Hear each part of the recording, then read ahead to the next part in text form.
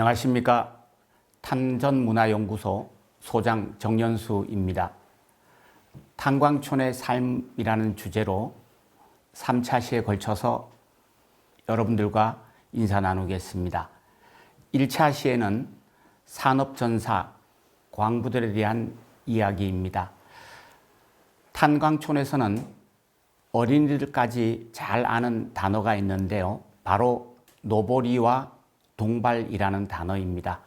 그런데 탄광촌을 벗어나면 노보리가 무엇인지 동발이 무엇인지는 교사들조차도 모르는 단어이죠. 노보리라고 하면 이렇게 사경으로 되어 있는 올라가는 갱도를 이야기합니다. 일본어에서 온 것이고요. 우리나라의 탄광은 일제강점기에 개발되었기 때문에 일본 용어를 많이 쓰고 있어서 노보리란 이름으로 쓰입니다. 굳이 우리말로 바꾸자면 사갱도 정도가 될 것 같습니다. 올라가는 사갱도. 그리고 동발이라는 것은 순우리말인데요. 동발이의 준말로 탄광 갱도가 무너지지 않도록 이렇게 지주목을 세우는 것을 이야기합니다. 탄광 현장은 대체적으로 경사진 곳을 엎드려서 올라가게끔 되어 있기 때문에 노보리라고 하면 광부들의 가장 힘든 작업 노동 환경을 이야기하고 있습니다. 광부들이 석탄을 캐기 위해서는 동발을 등에 메고 그 좁은 갱도를 엎드려서 올라가면서 동발을 세우고 탄을 캐고 하는 작업을 합니다. 그래서 노보리를 올라갈 때 서서 올라갈 만큼 높지 않기 때문에 엎드려서 가는데요. 심할 때는 이 동발을 배에다가 넣고 완전히 엎드려서 가기 때문에 배밀이 작업이라고도 합니다. 탄광의 노동 작업들은 대체적으로 제일 먼저 흙을 캐내는 혹은 돌멩이를 캐내는 굴진 작업이 있고요. 그리고 탄이 나오게 되면 이제 석탄을 캐는 채탄 작업이 있고, 그리고 나서 이것을 운반하는 운반 작업, 운반된 것을 골라내는 선탄 작업으로 구분되는데, 우리들이 흔히 광부라고 하면 채탄부와 굴진부를 이야기합니다. 저도 탄광에서 10년간 근무했었는데요. 저는 기계과에서 근무를 하다 보니 광부이긴 한데 광업소 내에서는 광부라 안 불러주기도 합니다. 이렇게 우리들 속에 가장 진짜 광부는 채탄부, 굴진부. 그런데 대중들에게 알려진 진짜 광부 이미지는 바로 석탄을 캐는 채탄부라고 보면 되겠습니다. 석탄이 산업에너지로서 가장 중요한 1960년대, 70년대, 80년대의 일입니다. 이 당시 광부들이나 탄광촌에서는 증산보국이라는 단어가 모두의 가슴속에 박혀 있었습니다. 석탄을 캐면서 국가의 은혜를 갚고 국가에 충성하자는 단어였습니다. 이 증산보국을 위해서 광부들은 탄광에서 열심히 탄을 캤었는데요. 이 일은 일제강점기에서부터 출발되었습니다. 남한에 석탄이 생산되기 시작한 것은 1926년의 일이지만 강원도에서는 1935년부터의 일이었습니다. 이때 강제로 광부들을 징용해서 이들에게 노역을 시키며 광부들이 도망가지 않도록 미하리쇼라는 감시 초소를 놓고 감시까지 할 정도로 석탄은 중요한 에너지였습니다. 6.25 한국 전쟁이 1950년부터 53년까지 진행이 되었죠. 이 전쟁 시기에도 광부들은 석탄을 캐면서 애국을 했습니다. 그리고 전쟁 이후 재건을 위해서 산업이 필요할 때 가장 중요한 이 에너지원을 캐기 위해 광부들이 바로 증산보국 활동에 나섰던 겁니다. 굴진이라는 작업은 석탄을 캐기 위해서 바로 중요한 전 작업이죠. 이럴 때 빨리 굴진을 해서 석탄을 캐야 되겠다는 고속 굴진이 등장하기도 했습니다. 그리고 석탄을 많이 캐지 않으면 광부들이 혼이 나기도 했는데요. 석탄을 캐러 들어가기 전에 군대에서나 있을 법한 얼차례가 진행이 되었습니다. 예를 들어서 이렇게 귀를 잡고 토끼띠을 하기도 하고요. 그리고 심지어 초급 관리자들은 석탄 생산량이 적을 때는 정강이를 얻어 차이기도 하고 엉덩이에 메타작을 맞기도 했습니다.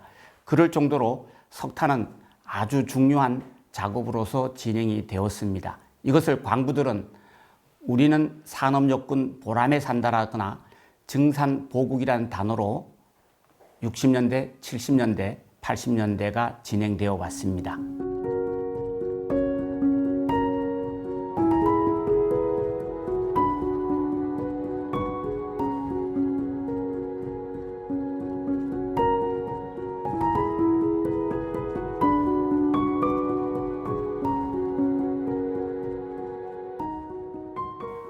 탄광촌에서는 주로 일본식 용어를 쓰며 선산부를 사키야마, 후산부를 아도무키라고 불렀습니다.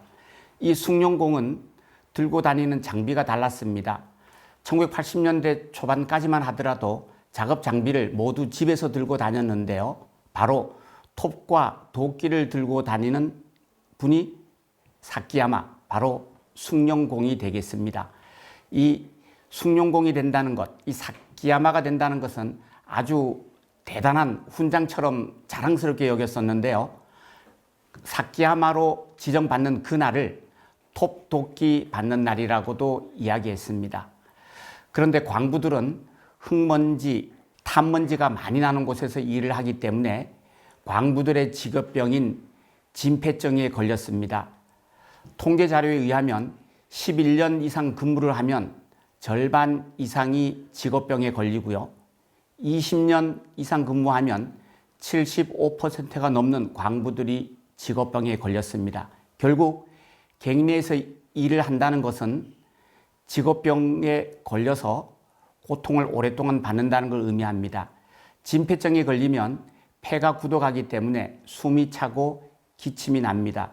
그런데 고치지 못하기 때문에 불치병이라고 하죠.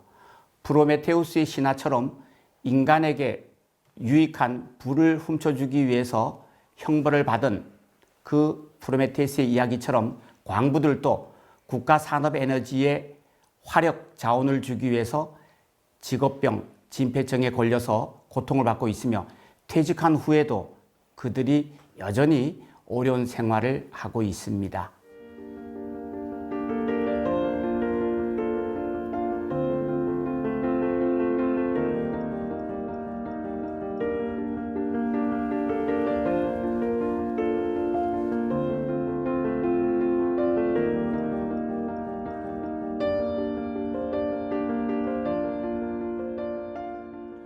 네, 스포츠나 IT 업계에서는 스카우트 열풍이 일고 있지요.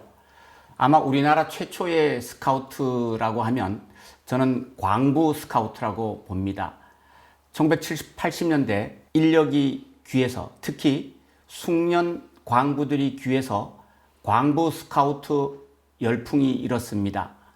태백시의 영세광업소의 한 예를 든다면 추석 명절이 끝나면 25%의 광부가 돌아오지 않은 겁니다. 바로 다른 광업소의 스카우트가 된 것이죠. 광부 인력 구하기가 이렇게 힘들기 때문에 대도시에서는 광부 모집이라는 직업 소개소가 별도로 있었고요. 그리고 광업소 내에서는 다른 지역의 다른 광업소에 숙련 광부를 빼오면 수당을 높여주는 일들도 있었습니다. 이런 귀한 광부들이 있었기에 우리의 석탄 산업은 발전될 수 있었을 겁니다.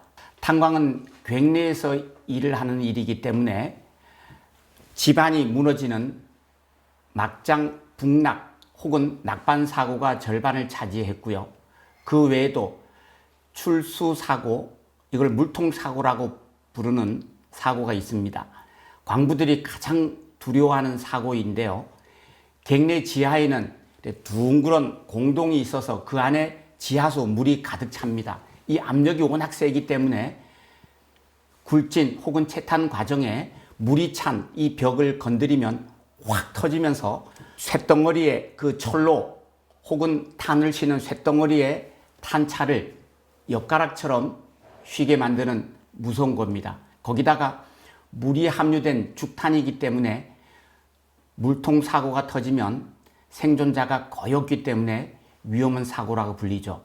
그 외의 사고는 가스 폭발 사고인데요. 갱내는 메탄가스를 비롯해서 유해가스가 많이 차 있습니다. 이런 유해가스를 많이 함유한 탄광을 갑종탄광, 적게 함유한 것을 을종탄광이라고 부르는데요. 바로 갑종탄광에서는 객내에서 화기가 있을 때는 폭발을 해서 아주 위험하게 만듭니다. 객내에서는 이 유해가스가 있는 곳을 차단하기 위해서 차감기나 로코쇼벨 같은 객내 작업 장비를 다룰 때 전기라든가 가스 같은 것을 활용하지 못합니다. 폭발 때문이죠. 객내에서 기계 장비를 다루는 것은 압축시킨 공기가 들어가는데요. 그래서 광업소마다 압축시키는 대형 압축 기계가 있었고요. 이 압축기에서 나오는 웅웅 소리가 바로 탄광촌에서 3교대 내내 들려오는 소리였습니다. 1차 시에는 산업전사라는 호칭으로 국가에 충성하는 석탄을 캐면서 에너지 발전에 앞장선 광부, 채탄부, 굴진부들의 이야기를 나눴습니다. 70년대, 80년대를 빗대어 얘기한다면 연평균 175명이 사망을 했고 광부들의 절반 이상이 진폐증에 걸리는 이 직업병을 안고 살아갈 정도로 위험을 스스로 알면서도 국가의 에너지를 위해서 막장으로 들어갈 수밖에 없었습니다. 한때 한국이 세계 최고의 경제 대국으로 성장할 수 있는 한강의 기적을 일으킨 것은 바로 석탄 자원이 있었기 때문에 가능했습니다. 그들 스스로 삶을 희생하면서 우리 경제 발전을 일으킨 광부들의 삶을 생각해보는 시간이었습니다.